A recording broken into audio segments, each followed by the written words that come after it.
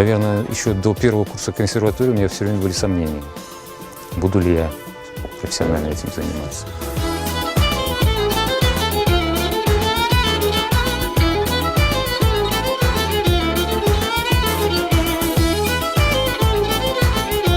Это было впервые, что зазвучала крымско-татарская музыка именно вот в таком виде, то есть в таком составе, в такой форме, так если можно выразиться. И показалось, что это интересно и, наверное, перспективно. Достаточно долго мы даже ездили в Германию, в Хайдельберг. Там выступали квартетом. В Стамбуле мы выступали.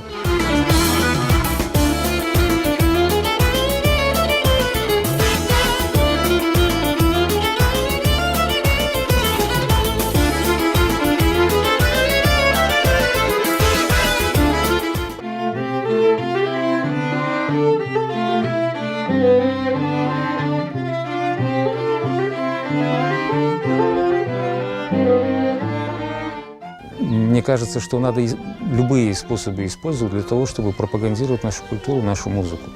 И это один из способов.